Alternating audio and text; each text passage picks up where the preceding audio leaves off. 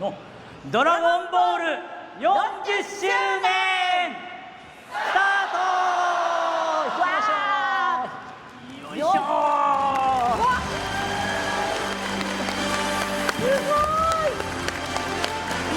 はい、さあではOver the years, Dragon Ball has had its share of memes and general ridicule from anime and manga fans for its less than stellar storytelling. However, a lot of this comes from the anime and not the manga. Many fans, believe it or not, have never even read the manga. They only know Dragon Ball because of the anime. And some Dragon Ball fans have read the manga before, but tend to revisit the anime more. Now, don't get me wrong, I also love the anime. I love the voice acting, I love the music, I love the animation. It's just great. But at the same time, the anime is a bastardized version of the story. So today I want to take a look into why I think all Dragon Ball fans should read the manga.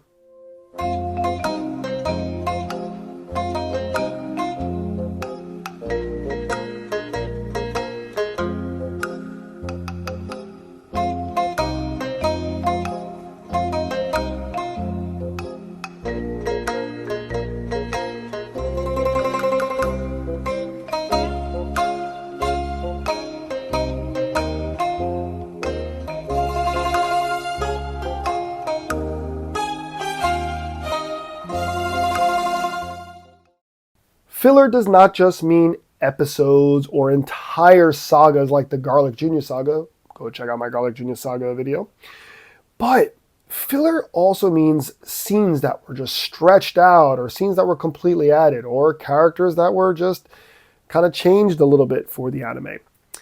So filler, for those who love anime or have seen things other than Dragon Ball, you will know that filler is just a necessary evil when it comes to Japanese anime.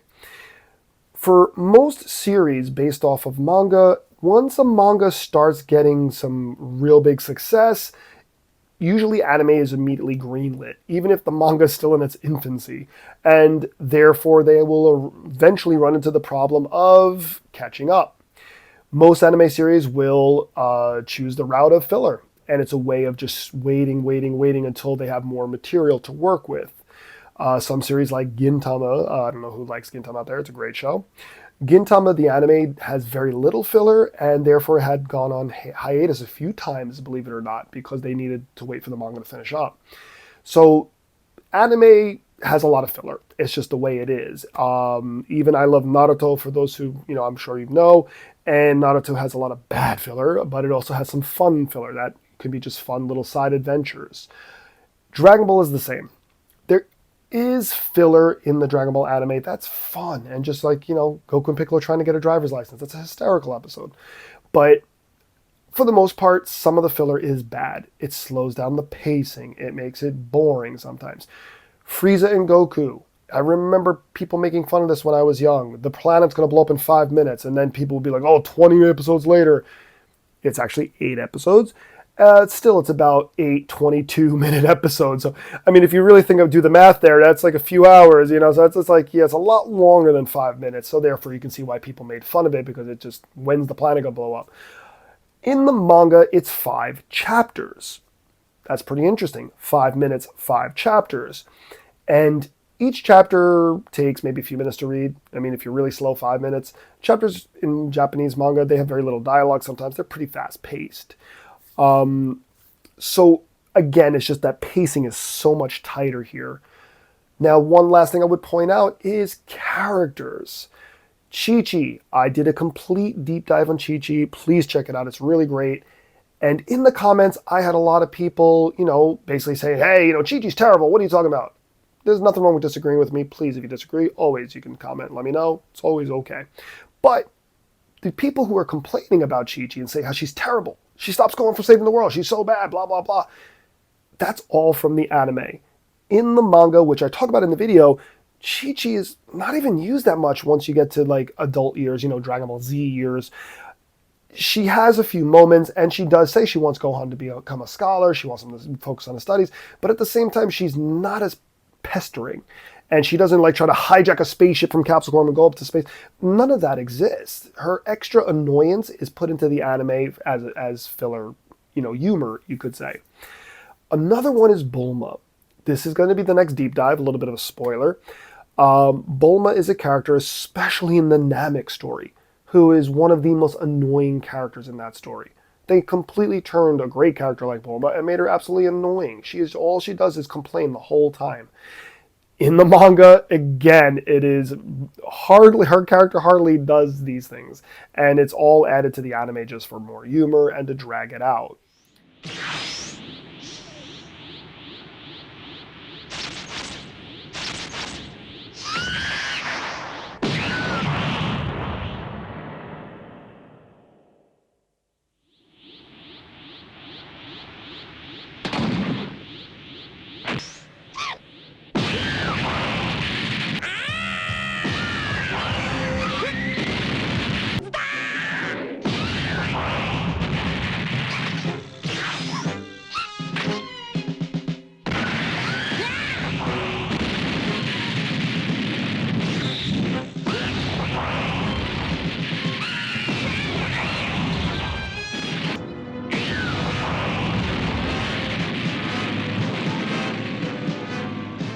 Another thing the anime suffers from is censoring. The anime does have a few little gory moments, I guess you could say, but here's the way they get around it. As long as the character's not dying, they technically can show some gore in Dragon Ball. A case in point, Nail getting his arm ripped off, and they really show it up close, like the blood gushing out. It's also not red blood, which helps them get away with it. But Kuririn, he gets impaled by second form Frieza's horn, and then he's like playing around with him, which is filler. That doesn't really happen. He just immediately throws him off in the manga.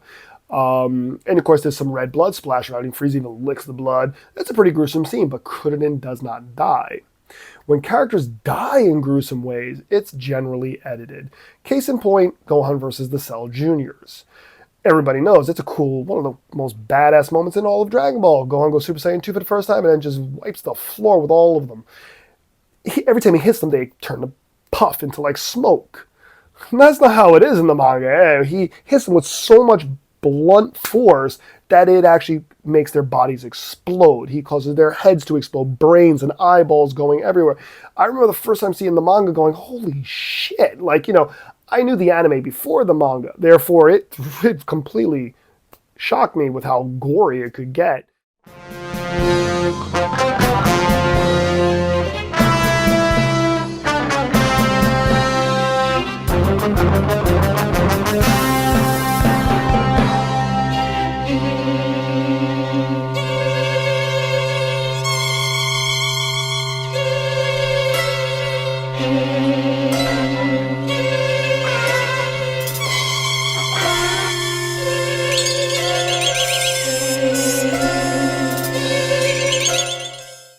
Another really cool thing is all the extra stuff you get in a volume of Dragon Ball.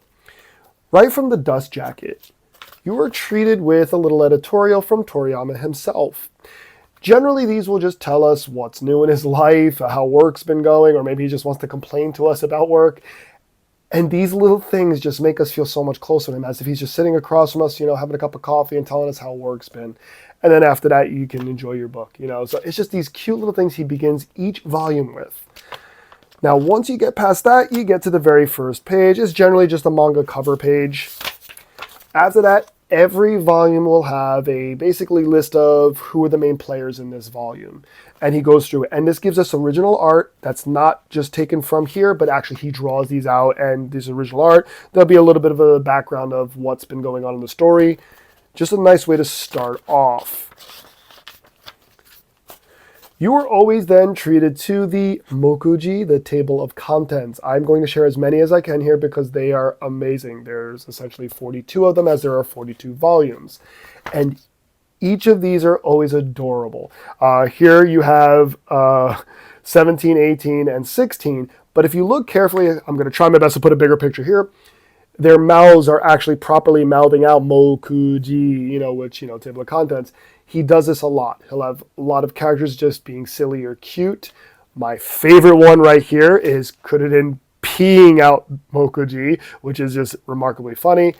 But anyway, that's just another way of him having fun as you get ready to read the story. And then from there you get to your chapter cover and you get into the story. But you're not done there, because in between every few chapters or so, he treats us with artwork.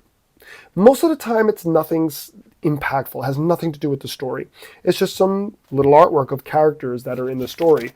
Now, you know, in later years, especially in Super, I think I talked about it with the superhero movie, the manga adaptation of that. I know I said I wasn't going to talk about Super. They actually do these type of things, but it actually is something that's happening in the story. We'll talk about that another day. Once you get to the end and you're finished, you are then gifted with every single chapter cover. So all of the chapter covers, if you were reading this in Shonen Jump Weekly, for example, you always would have a cover to the chapter. So every chapter has a cover, and you're given all of them. One last thing, and this was because this was something that was commented in my Dr. Ghetto video, another video you guys should check out. And it was about Dr. Ghetto, you know, he didn't create Android 8, you know, and that's because the anime filler created a character who they said at the time, this is the creator of Android 8, because Toriyama had no idea he was going to later create Dr. Ghetto. When he decided to create Dr. Ghetto in the Android saga, he immediately realized, well, if he's the guy I said who is behind the androids in the Android, you know, in the Red Ribbon stuff, okay, I guess that means he created all of them. But how would he let manga fans know? By putting a page in. He puts a page in. I'm going to blow it up here for you guys. And in this page here, he essentially tells us the history of Dr. Ghetto and how he created all of the androids for the Red Ribbon Army, all the way from Android 1 until Cell. And this little bit of an inclusion is something you wouldn't get in the anime, actually. The anime, Dr. Ghetto doesn't say he created every single android. He just says he worked at Red Ribbon. So these are the type of extra things that, for me, just make the manga just that much more special than the anime. It's almost like there's a bit of a personal connection with Toriyama himself. So I thought I'd share one volume, and I have chosen the very final volume, volume 42. This, I'm going to show you the back first to show you why I love this one so much. This is an original first printing. First published in 1995 in August. So this one for me is very special. I have all of my manga for Dragon Ball are older ones, very old printings. I think the earliest reprint I might have is from the late 90s, early 2000s. But this one isn't a legit first printing. As I showed you before, you open up. On the inside of the dust jacket here, we get Toriyama. This time, of course, he's in a very ceremonial pose, saying farewell to us. And thank you for reading all of his, volumes. Gorgeous cover page that he did. As I explained, we get our cast, like these are the characters, the story, though, thus far.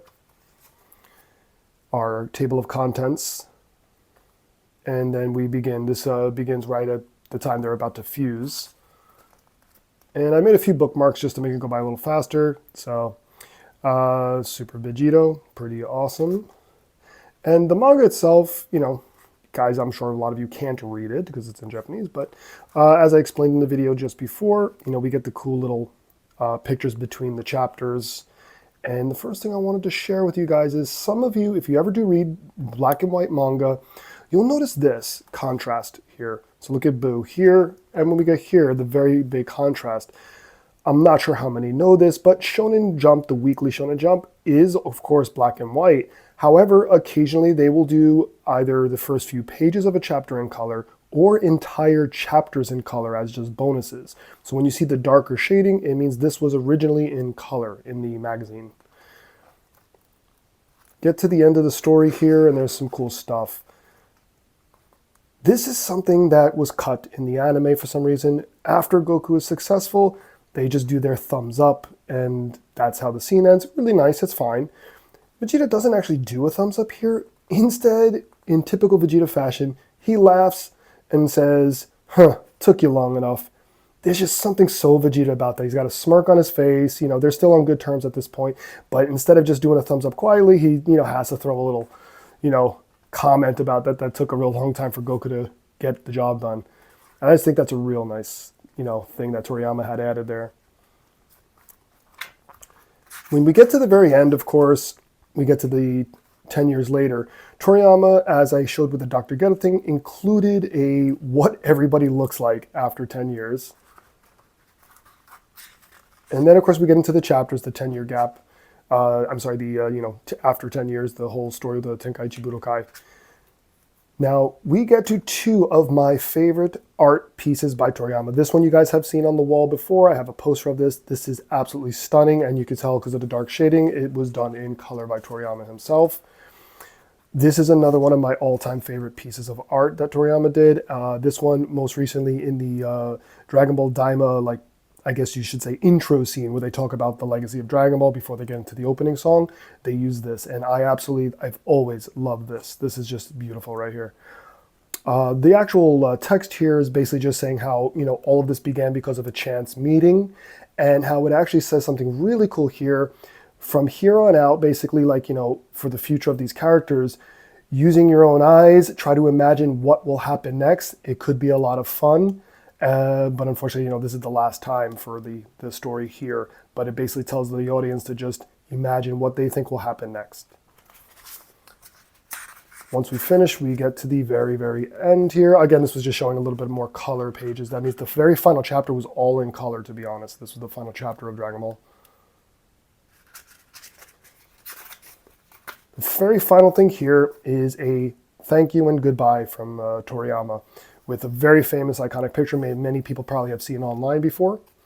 The end, of course, and then a final comment from Toriyama himself, written in May in '95, and just thanking everybody for all the years of support. And that's it, so this is what a typical volume looks like, but this one, of course, extra special because it is the final one. Anyway, I hope you enjoyed. So while I do love the anime, right? I do think everyone should give the manga a shot. Now, of course, if you can't get access to the actual paper volumes, you can go digitally. There are so many manga sites, if you want to go official. And there is no excuse. You can basically read manga on your phones nowadays. You can read it anywhere. That's what people do in Japan all the time. All the time on the trains. I would say it's either games or manga. That's what everybody's doing on the train. Some are watching anime as well. But manga on the phones is just such a popular thing nowadays. So if you can't get access to the books, which do have the bonus stuff that make it just extra special, you can still enjoy the manga quite easily. You can watch it from anywhere. And I know some people be like, I don't like black and white though. I've heard that one for years about Japanese manga because it's in black and white. There are colorized versions of it. I prefer black and white, but if you do want to read the colorized version, they do have that as well.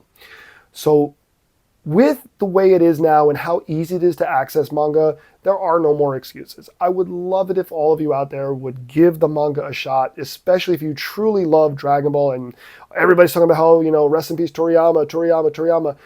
But a lot of you who are saying that possibly never read his manga. And if you truly want to pay respect to Toriyama on the 40th anniversary of Dragon Ball, why don't you read the Dragon Ball manga? I think it's the best way to celebrate the 40th anniversary and Toriyama's legacy.